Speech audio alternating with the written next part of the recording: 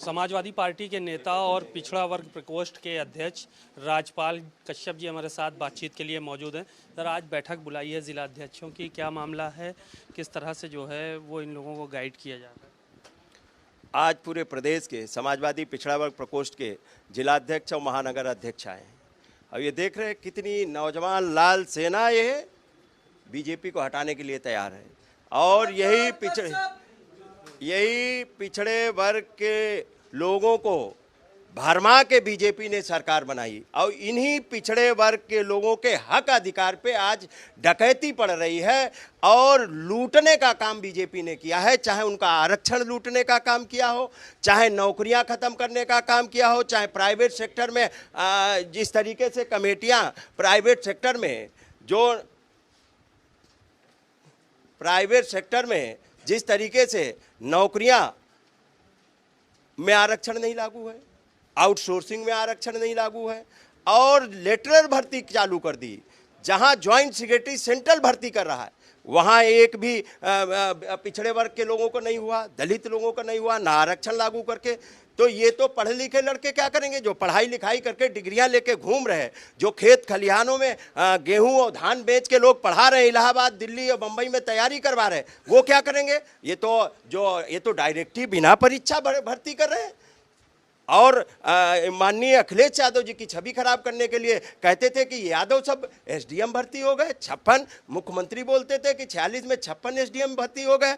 अब वो सूची नहीं दिखा पा रहे हैं। माननीय अखिलेश यादव जी ने तो पटल में रख दी थी सूची, किस सन में कितने कितने भर्ती हुए। मैक्सिमम 4 लोग भर्ती हुए थे एसडीएम, लेकिन झूठ बोलने वाले लोग हैं। इनके झूठ का पर्दाफाश यही पिछड़े वर्ग के हमारे संगठन के अध्यक्ष करेंगे और गांव-गांव में इनके झूठ का पर्दाफाश करेंगे और इनका सफाया होना। माननीय अखिलेश यादव जी ने नारा दिया है पीडीए का, और ये पीडीए के लोग गांव-गांव जाके ब्लॉकवार संगोष्ठी करेंगे पीडीए की, जातिवार जनगणना और पीडीए की। बीजेपी बहुत हितैषी है तो क्यों नहीं ये प्राइवेट सेक्टर में आरक्षण लागू कर देती? क्यों सरकारी संपत्तियां बेचे दे रहे हैं? क्यों इतनी महंगाई है, बेरोजगारी है? और जिस तरीके से इन्होंने किसानों की आय दुगनी करने का बात किया था, किसान की भी आय दुगनी। आप लोग कह रहे हैं कि उनके अधिकार लूट लिए गए, अधिकार खत्म किए गए, आरक्षण लूटा जा रहा है पिछड़ों का। ओम प्रकाश राजभर ने कहा कि जब आप लोगों की सरकार थी सबसे ज़्यादा तो आप लोगों ने लूटा है। ओम प्रकाश राजभर की कोई बात है क्या? किसी की बात हो हाँ तो उसकी बात की चर्चा करो। उनकी बात सुबह क्या कहेंगे, शाम क्या कहेंगे? वही प्रधानमंत्री को गाली देते थे, वही मुख्यमंत्री से कहते थे भिखारी भीख मांगने वाली ट्रेनिंग सेंटर भेजेंगे, और कहते थे प्रधानमंत्री से इससे बड़ा कोई झूठा आदमी नहीं मोदी से। वो वहाँ चले गए। अभी थोड़े दिन पहले वो मायावती जी को, बहन जी को प्रधानमंत्री बना रहे थे। तो उनकी कोई बात का भरोसा है क्या? माननीय अखिलेश यादव जी ने राजभरों को आरक्षण देने का काम किया था और इन्हीं के रहते हुए बीजेपी में आरक्षण रोकने का, ये मंत्री थे तब, आरक्षण रोकने का काम चाहे कश्यप, निषाद, बिंद, धीमर, मल्ला, कहार, गुड़िया, माझी, मजवार, रैकवात, तुरैहा, भर, राजभर, कुम्हार, प्रजापतियों को आरक्षण माननीय अखिलेश यादव जी ने दिया था। और इन्हीं के मंत्री रहते हुए और डॉक्टर संजय निषाद के मंत्री रहते हुए वो आरक्षण खत्म किया गया। वो अपने परिवार का आरक्षण चाहते हैं, समाज का आरक्षण नहीं चाहते हैं। वो समाज का आरक्षण नहीं चाहते हैं। आप लोग बैकवर्ड की बात कर रहे हैं, पिछड़ों की बात कर रहे हैं। आपके तमाम नेता, आप यहाँ संगोष्ठी कर रहे हैं, वहाँ भाजपा में ज्वाइनिंग हो रही है। सुषमा पटेल चली गई आपके साथ, दारा सिंह चौहान चले गए, ओम प्रकाश राजभर को गंवा ही चुके हैं आप लोग, पहले आपके साथ थे कभी। तो ये सब पिछड़े नेता सब जा रहे हैं, और भी 2-3 नेता हैं वो भी चले गए, पूर्व विधायक, पूर्व सांसद, सब सपा छोड़ के क्यों जा रहे हैं? क्या कमी है आपके अंदर की जो छोड़ के जा रहे हैं आपका दामन सब? हमारे नेता में न कमी है, ना हमारी नीयत में कमी है, ना हमारी पार्टी की नीति में कमी है। सरकार नहीं बनी है, सरकार के लालच से लोग आए थे सत्ता की मलाई खाने, सरकार नहीं बनी इसीलिए वो चले गए।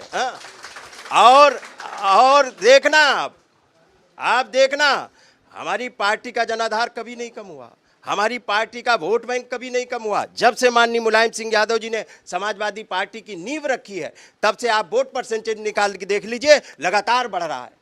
और जो 22 में सरकार, 22 में तो इनकी बेईमानी से सरकार बनी है, जनता ने सरकार नहीं बनाई है। 36% वोट मिला है और 125 सीटें जीती हैं।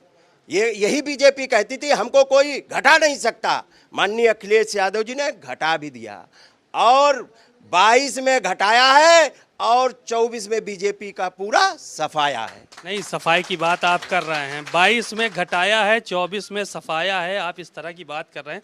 लेकिन 22 में जिस वक्त चुनाव हुए थे, जयंत चौधरी मजबूती के साथ आपके साथ खड़े थे, केशव देव मौर्य खड़े थे, उस वक्त ओम प्रकाश राजभर खड़े थे, अन्य दल भी खड़े थे, लेकिन ये सब तो धीरे धीरे सब छोड़ के चले गए।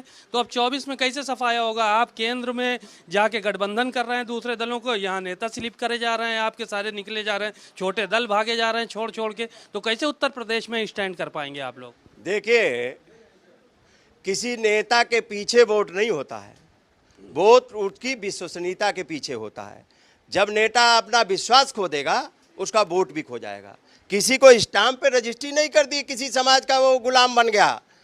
बड़े बड़े नेताओं को पीछे से वोट हट गया और समाजवादी पार्टी का वोट बैंक है। समाजवादी पार्टी ने काम किया है, माननीय अखिलेश यादव जी ने काम किया है। बीजेपी में बैठे नेता भी चर्चा करते हैं, माननीय अखिलेश यादव जैसा काम कोई नहीं कर सकता, योगी जी भी नहीं कर सकते। बीजेपी के किसी नेता पे अलग ले जा, कैमरा हटा देना, अलग ले जाके पूछ लेना कि किसकी सरकार में काम होता था, विकास होता था, बताएगा माननीय अखिलेश यादव जी की सरकार में होता था। और अभी ऐसी भगदड़ मचेगी, अभी 24 निपटने दो, कैसी भगदड़ मचेगी कोई रोक नहीं पाएगा।